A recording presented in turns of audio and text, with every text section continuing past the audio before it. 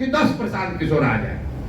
आप कह रहे हैं भैया बताइए आप कैसे भ्रष्टाचार रोकिएगा? बिल्कुल नहीं रुकेगा। कैसे रुकेगा भ्रष्टाचार? आप बताइए। जब लोग ही पैसा लेकर वोट देंगे तो भ्रष्टाचार रुकेगा कैसे? दुनिया में जितने देश हुए जिन्होंने भ्रष्टाचार पर अंकुश लगाया, खत्म तो शायद कहीं नहीं हुआ है, लेकिन दुनिया में जो देश हैं जिन्होंने भ्रष्टाचार पर अंकुश लगाया है, उन देशों का जाकर अध्ययन कीजिए। स्कैंडिनेवियन कंट्री जो हैं दुनिया में, वहां भ्रष्टाचार सबसे कम है। फिनलैंड में, स्वीडन में, डेनमार्क में, उन देशों में भ्रष्टाचार सबसे कम है। कैसे उन्होंने कम किया? उन्होंने 4 बातें करी थी। पहली बात, उन्होंने ईमानदार जनप्रतिनिधियों का चुनाव किया है। ईमानदार जनप्रतिनिधि, किसी के माथा पर तो लिखा नहीं है कि कौन ईमानदार है कौन चोर है। ईमानदारी तब आएगी जब अपने जनप्रतिनिधि को आप अकाउंटेबल बनाइएगा कि भैया तुम चोरी करोगे, तुम गलत करोगे, काम नहीं करोगे तो अगली बार तुमको हरा देंगे। तो धीरे धीरे लोग सुधरने लगते हैं। जैसे मान लीजिए बिहार में ही नल जल में लूट हुआ तो जितना वार्ड सदस्य लोग लड़े थे सब चुनाव हार गए, तो अगली बार चोरी करने से थोड़ा पहले डरेगा। लेकिन बिहार में विधायक कितना भी लूट ले जात के नाम पर, वोट तो आप उसी को दीजिएगा। आपका सांसद कितना भी बड़ा चोर हो, वोट तो उसी को आपको देना है। उन देशों ने अपने जनप्रतिनिधियों को अकाउंटेबल बनाया, अच्छे लोगों को चुना। दूसरा उन्होंने काम क्या किया कि सत्ता और संसाधन का बड़े पैमाने पर विकेंद्रीकरण किया। बिहार में आप और हम सुनते हैं अफसरशाही बहुत है। क्यों? क्योंकि मुख्यमंत्री और उनके अगल बगल के 4 अफसर ही पूरा राज्य चला रहे हैं। पूरा जो सत्ता है, पूरा जो संसाधन है वो 4-5 लोगों के हाथ में ही है। कहने के लिए मंत्री परिषद है, कहने के लिए विधायक है, कहने के लिए मुखिया सरपंच प्रमुख हैं, लेकिन किसी के हाथ में कुछ नहीं है। 5 अफसर बैठकर जो निर्णय लेते हैं वही सब लोग को करना है। तो सत्ता और संसाधन दोनों का बड़े पैमाने पर विकेंद्रीकरण होना चाहिए। पंचायती राज एक्ट में लिखा हुआ है कि सरकारों को 1/3 विकास का राशि पंचायती राज के माध्यम से खर्च करना है। और बिहार में पिछले 30 वर्ष में कुल 3-3.25% पैसा ही पंचायती राज के माध्यम से खर्च हो रहा है। सब अफसर खर्च कर रहे हैं। तीसरा, इन देशों ने क्या किया? उन्होंने बड़े पैमाने पर जन भागीदारी की बात करी। अभी बिहार में कोई अगर योजना केंद्र सरकार की चल रही है, आपको पता ही नहीं है कि योजना चल रही है कि नहीं चल रही है। आयुष्मान कार्ड बट रहा है, आधी जनता बिहार की उसको पता ही नहीं है कि आयुष्मान कार्ड में हमको मिल रहा है कि नहीं मिल रहा है। आयुष्मान कार्ड चलाने वाले लोग हमसे आकर मिलते हैं कि भैया कैंप लगाते हैं, जाते हैं, समझाते हैं, फिर भी लोग कार्ड नहीं बनवा रहा। किसान को 6,000 रुपया मिलना है, 6,000 से कुछ होना नहीं है, लेकिन फिर भी वो भी 6,000 किसान नहीं ले रहा है। जो सरकारी योजनाएं चल रही हैं या जो आपके लिए बनी है वो आपकी जानकारी में नहीं है। गरीब आदमी को तो बिल्कुल ही जानकारी नहीं है। और चौथा, उन देशों ने टेक्नोलॉजी का बड़े पैमाने पर प्रयोग किया। फिर मैं नल जल का उदाहरण दूंगा। सरकार ने 25,000 करोड़ से ज्यादा खर्च किया नल जल पर। अगर सरकार ने 200-300 करोड़ रुपया लगाकर, जैसे बिजली का स्मार्ट मीटर लगा रहे हैं, वैसे अगर नल जल में भी स्मार्ट मीटर लगा होता तो पटना में बैठकर सरकार को ये जानकारी होती कि कितने बजे मीटर ऑन हुआ, कितना पानी निकला, कितना पानी किसने कंज्यूम किया। तो ये 4 चीज करके ही भ्रष्टाचार पर अंकुश लगाया जा सकता है। पहला, सही प्रतिनिधियों का चुनाव। दूसरा, बड़े पैमाने पर सत्ता और संसाधन का विकेंद्रीकरण। तीसरा, जन भागीदारी। और चौथा, टेक्नोलॉजी का प्रयोग। इन चारों के समायोजन से भ्रष्टाचार पर अंकुश लगाया जा सकता है, खत्म नहीं किया जा सकता है। कोई आकर कह रहा है नेता, अरे हमको वोट दे दो, हम आएंगे सब ठीक कर देंगे, तो आपको सिरे से मूर्ख बना रहा है या खुद बड़ा मूर्ख है। ये संभव नहीं है। आपने देखा इस देश में जन लोकपाल का नाम आया कि ये कानून बनेगा, देश से भ्रष्टाचार खत्म हो जाएगा। जो लोग इसका आंदोलन किए वही लोग भ्रष्टाचार में जेल में गए हैं। अगर इतना आसान होता तो आप समझिए देश, पूरे दुनिया में सैकड़ों देश हैं, आप ही और हमको सबसे ज्यादा बुद्धि है। दूसरे देश वाले जब लोकपाल नहीं बना देते और सब भ्रष्टाचार खत्म हो जाता है। कोई सिल्वर बुलेट नहीं है कि बस एक कानून बनाए और भ्रष्टाचार खत्म हो गया। ये सतत प्रक्रिया है। जैसे जैसे व्यवस्था को अकाउंटेबल बनाइएगा वैसे वैसे भ्रष्टाचार कम होता जाएगा। जैसे जितना आपका व्यवस्था अकाउंटेबल नहीं होगा उतना आपको भ्रष्टाचार बढ़ेगा। नेता इसलिए भ्रष्टाचार कर रहा है कि उसके मन में हारने का डर नहीं है।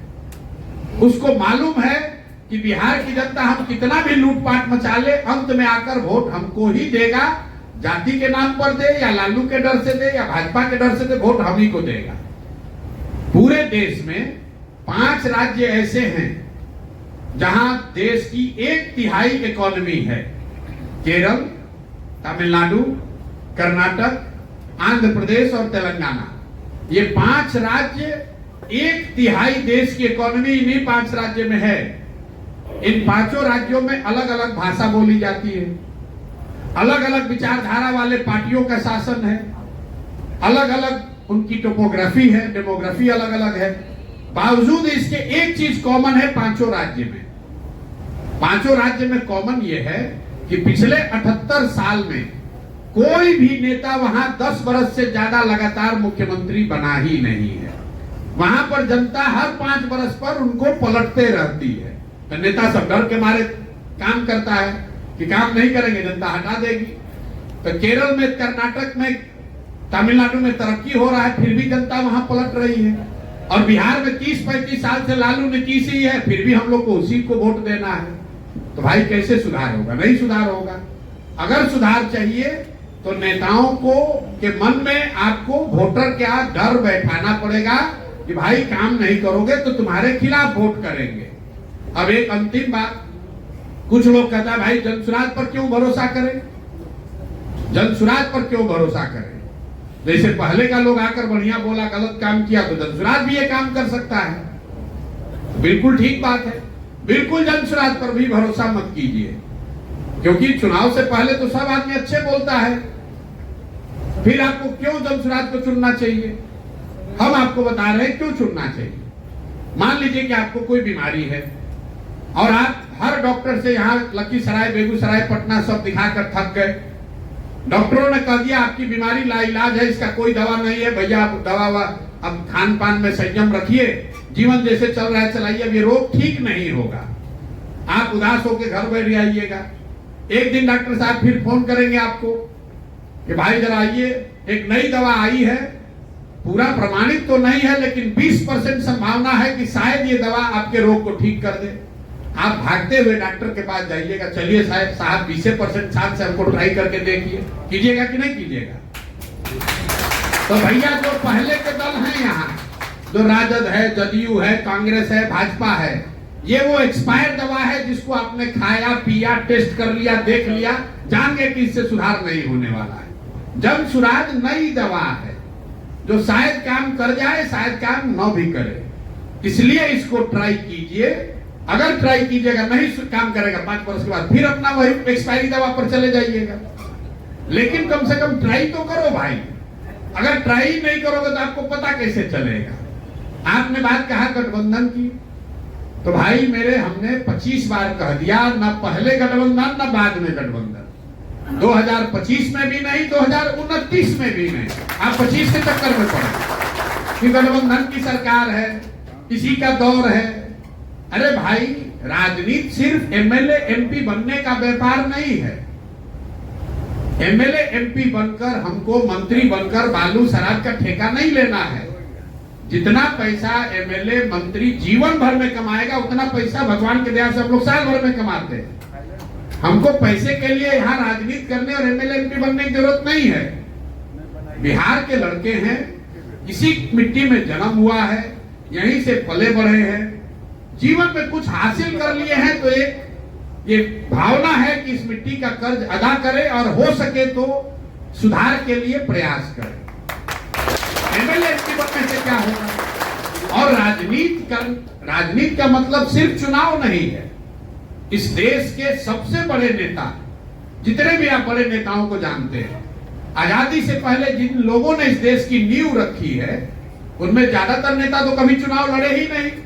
गांधी जी तो एमपी एमएलए बने नहीं, तो क्या उन्होंने राजनीति नहीं की?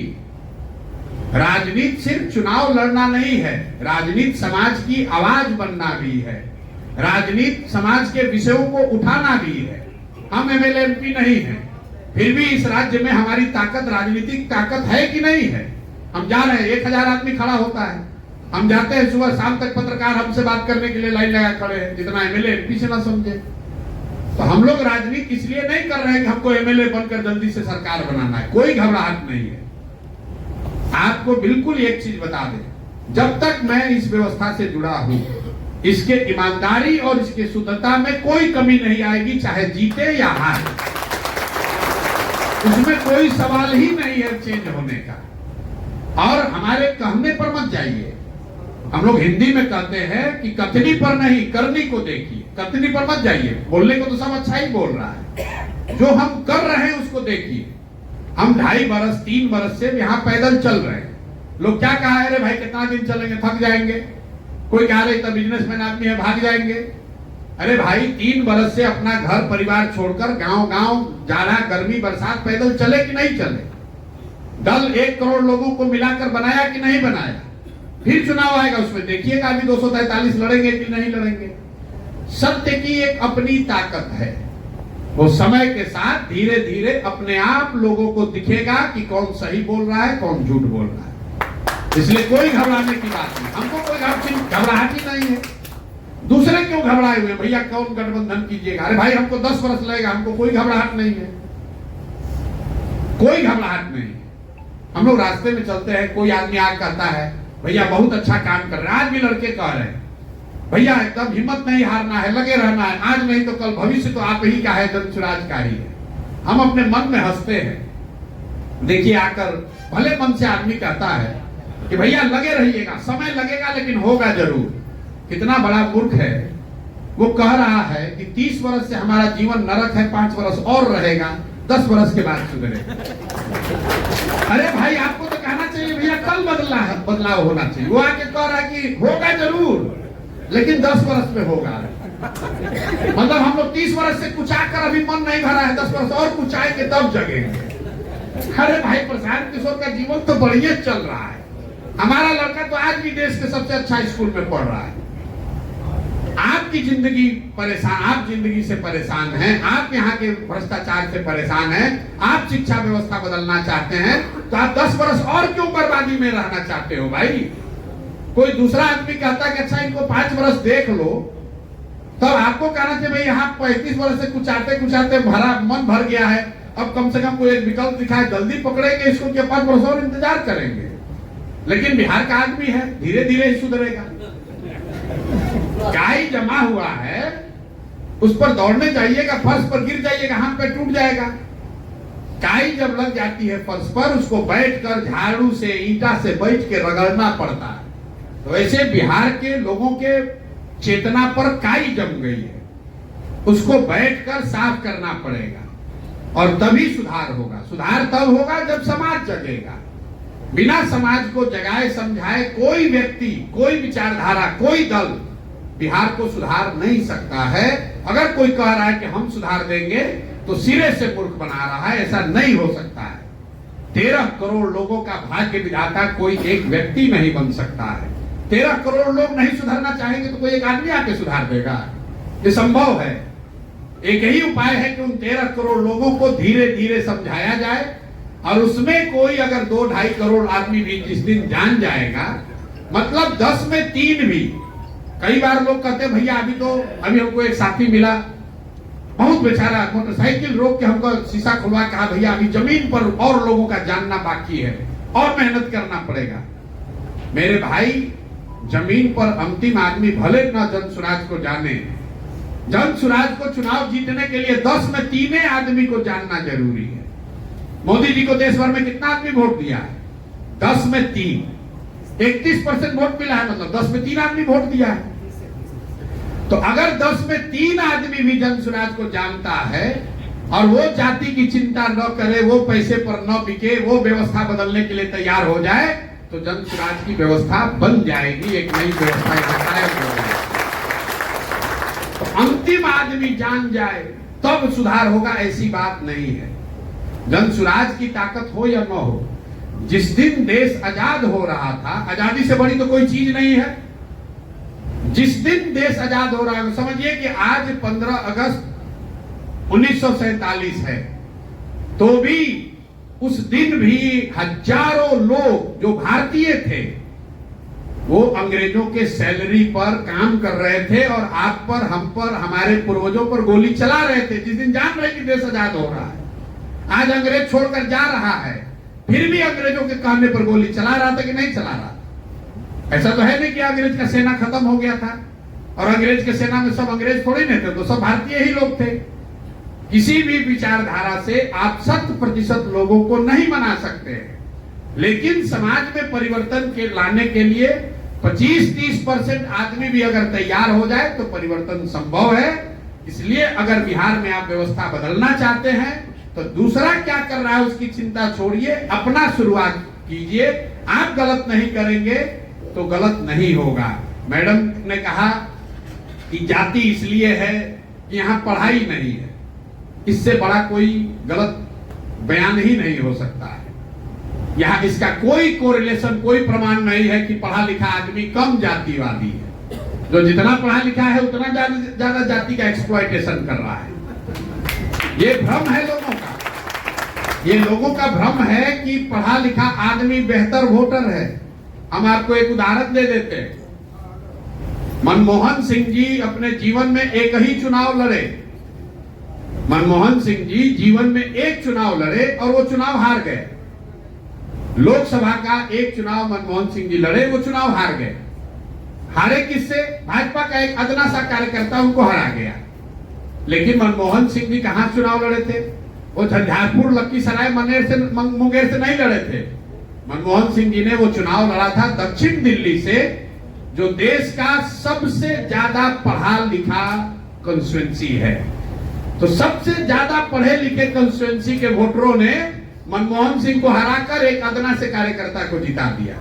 अगर मनमोहन सिंह झंझारपुर से हार गए होते, मुंगेर और मधुबनी से हार जाते, तो लोग कहता बिहार में तो जाट है इसीलिए सब मनमोहन सिंह को हरा दिया। ऐसी बात नहीं है। हम लोग गांव देहात में कहते हैं हमारी दादी पढ़ी लिखी नहीं थी लेकिन बहुत होशियार थी। लड़का हमारा पढ़ लिख गया है लेकिन है बड़ा लंपट। पढ़ाई का सीधा सरोकार समझदारी से नहीं है। अब आप में से कुछ लोग कहेंगे भाई अगर आप ये बात कह रहे हैं तो तेजस्वी का 9वीं फेल पर काहे बोलते हो? ये आपको समझा देते हैं क्यों बोलते हैं। हम ये कह रहे हैं कि पढ़ाई और समझदारी का कोई कोरिलेशन नहीं है। बिना पढ़ा लिखा आदमी भी बहुत समझदार हो सकता है। तेजस्वी के 9th फेल होने की बात इसलिए कहते हैं कि अगर परिस्थिति बस आर्थिक सामाजिक किसी वजह से आप पढ़ लिख नहीं पाए, ये संभव है। इस देश में तमिलनाडु के सबसे प्रसिद्ध मुख्यमंत्री कामराज बिल्कुल पढ़े लिखे नहीं थे, क्योंकि आजादी की लड़ाई में उनको जेल में डाल दिया गया, नहीं पढ़ पाए।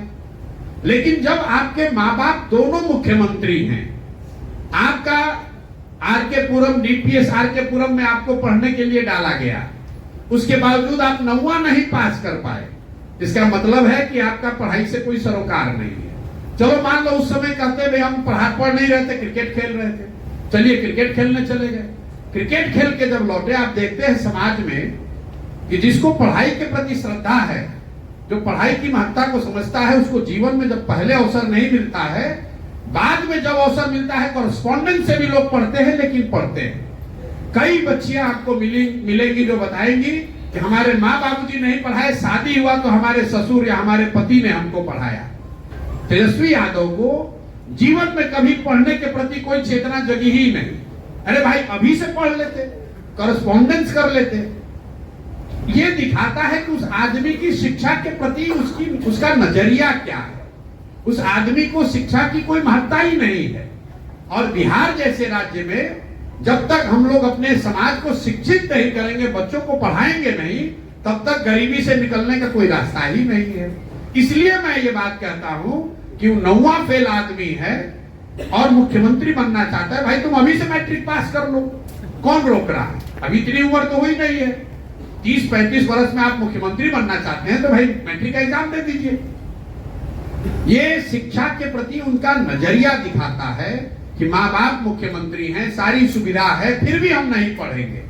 तो जब उस नजरिया का आदमी मुखिया बन जाए तो बिहार में शिक्षा पर कभी ध्यान नहीं देगा, और जब शिक्षा पर ध्यान नहीं देगा तो आपके हमारे बच्चों का कल्याण नहीं होगा। इसलिए बात करते हैं। बाकी पढ़ाई लिखाई होने से लोग हिंदू मुसलमान नहीं करेंगे या पढ़ाई लिखाई करने से अगला पिछड़ा नहीं करेगा, ऐसी बात नहीं है। पढ़े लिखे लोग ज्यादा कम्युनल हैं।